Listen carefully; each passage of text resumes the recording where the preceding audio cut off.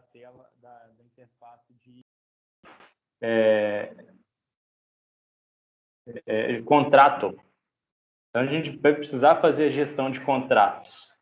Mas só que a gestão de contratos depende de inserir, alterar, remover e listar. O mais engraçado é que o CRUD não começa pela listagem, mas na prática, a primeira coisa que a gente vê na interface gráfica é a listagem dos contratos aparecendo na tela. Então, para que a gente faça uma inserção de dados e verifique se efetivamente ocorreu no banco de dados, a gente precisa da listagem. Isso do ponto de vista de interface com o usuário. Então, vamos criar aqui, vamos fazer a consulta, que é a consulta de listagem de contratos, tá certo? E aí vamos colocar isso numa view para deixar a parte de banco de dados pronta, e aí a parte de interface gráfica a gente consegue render um pouco mais. Então, a gente vai fazer aqui um select asterisco from contrato. Isso daí traz todos os registros da tabela de contrato. Eu só não me lembro, não tenho certeza, se eu não inseri um registro de... Não, deixa eu ver isso. Contrato. Vou verificar qual é o nome da tabela. Locadora de veículos. Eu não tenho certeza se eu mandei um script para inserção de um registro de contrato. Na verdade, é contrato de locação, o nome da tabela. É muito específico, né? Não generalista, como contratos gerais. Então, quando eu dou um select, eu já tenho ali alguns dados. Só que o que eu já vi, inclusive em trabalhos que são acadêmicos, é o seguinte: eu dou um select asterisco na tabela de contrato e o que aparece para mim é o veículo ID 1, o cliente 1, 2, o funcionário 1. Para nenhum gestor, administrador, desenvolvedor, essa informação é praticamente inútil do ponto de vista de tomada de decisão. Eu não sei qual é o veículo com código 1 no banco de dados. Não é assim que eu pretendo trabalhar. Então, o que a gente vai fazer é listar, além do veículo, qual é o modelo e placa, por exemplo. Além do ID do cliente, qual é o nome desse cliente? E é isso que a gente vai fazer na view, tá? Então, o que a gente vai fazer é juntar essas tabelas. E aí vai uma explicaçãozinha rápida, mesmo sabendo, não é disciplina especificamente banco de dados. A gente faz um select asterisco com contato locação e coloca um apelido, um alias nessa tabela que é o CL. Depois a gente vai juntar, né? A gente tem uma chave estrangeira na tabela de veículo. Aliás, a gente tem uma chave primária na tabela de veículo, que é uma chave estrangeira na tabela de contrato de locação. Então, eu vou juntar essas duas tabelas comparando essa coluna, tá? E faço isso através do inner join.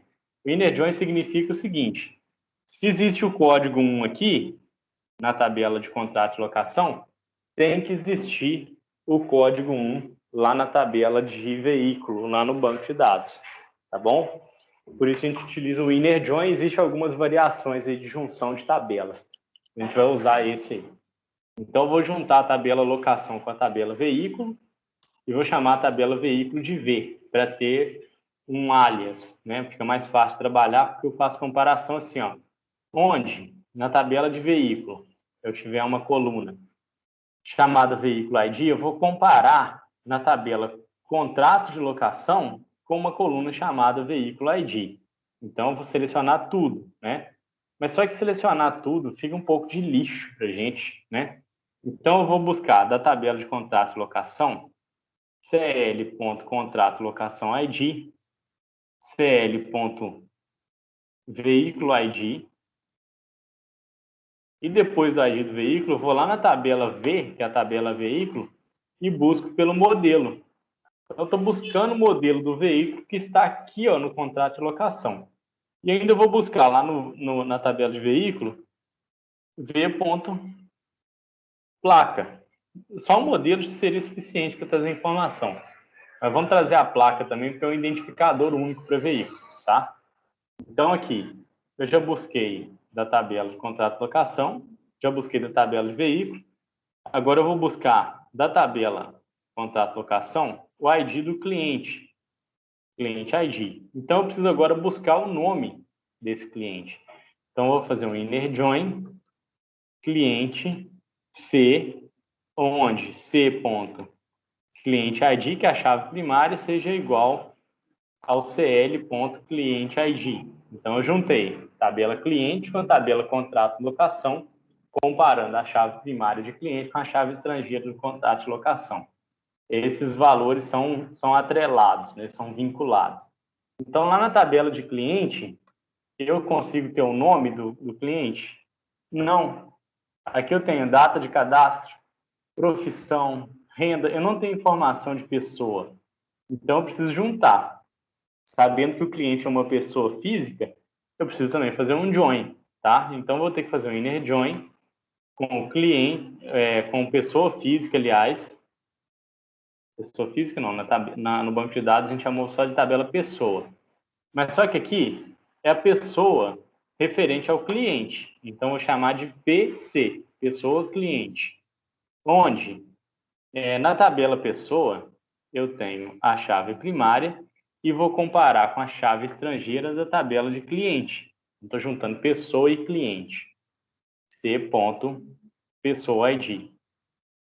Então, agora, ó, na tabela de pessoa, que eu chamo de PC, de pessoa cliente, PC.nome e aí é um apelido, né, um alias, cliente. Aqui pode ser feito mesmo, ó, contrato, locação, CL, mas isso é opcional. Isso é opcional, a gente não utiliza, porque economiza até implementação.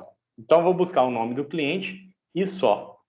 Se for buscar mais alguma informação, a gente faz outra consulta. Depois do nome do cliente, eu vou colocar o ID do funcionário, né? Que é da tabela contrato locação. Tem aqui, ó, funcionário ID. E depois eu preciso do nome desse funcionário. Por isso que eu chamei esse pessoa aqui, ó, de PC, para cliente. Porque funcionário também é uma pessoa. E não é o mesmo registro que a gente vai buscar, mas vai ser na mesma tabela. Então, a gente vai fazer um inner join com a tabela de funcionário, que eu vou chamar de F, e vou fazer a seguinte comparação. Na tabela funcionário, eu tenho a chave primária. Ele tem que casar, tem que ser idêntico com o valor da tabela contrato locação, onde eu tenho uma chave estrangeira chamada funcionário ID. Mas só que na tabela funcionário, assim como na tabela cliente, a gente não tem o nome. O nome fica na tabela pessoa. Então, vou fazer mais um inner join, só que dessa vez vai ser com a tabela pessoa, só que referente à pessoa que é um funcionário. Eu vou chamar de PF. Onde a pessoa que é um funcionário, com chave primária da tabela pessoa, vai ter que casar lá na tabela funcionário com a chave primária pessoa ID. E aqui agora, ó, na tabela PF, que é a pessoa relacionada ao funcionário, eu vou buscar o nome como funcionário. A partir daqui, a gente não tem mais chave estrangeira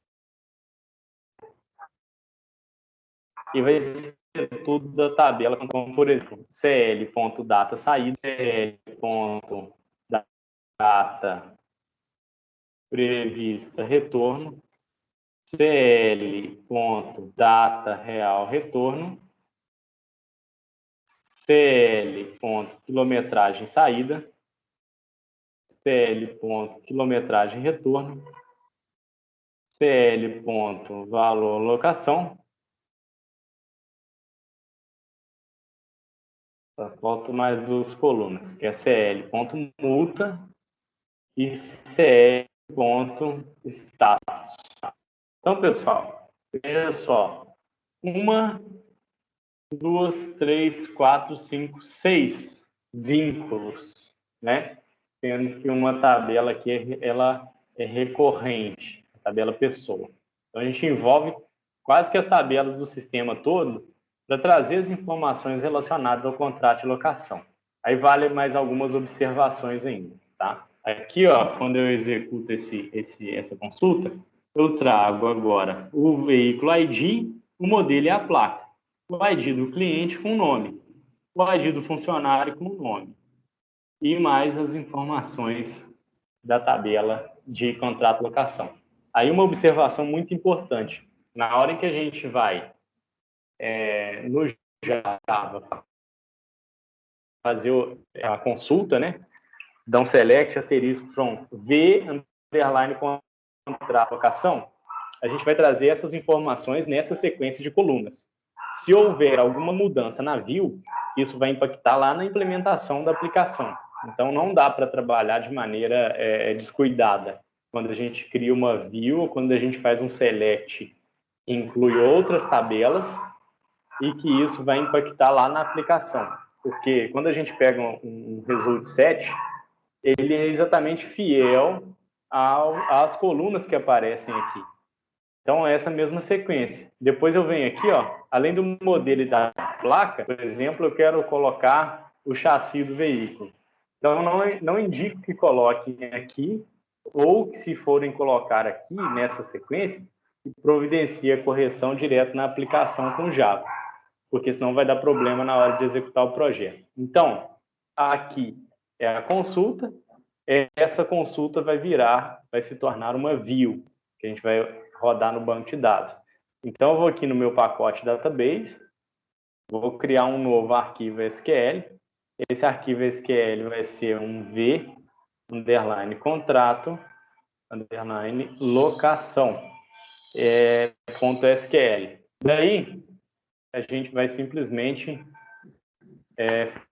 fazer a declaração da view, né? A gente vai fazer assim, ó, drop view if exists v contrato locação.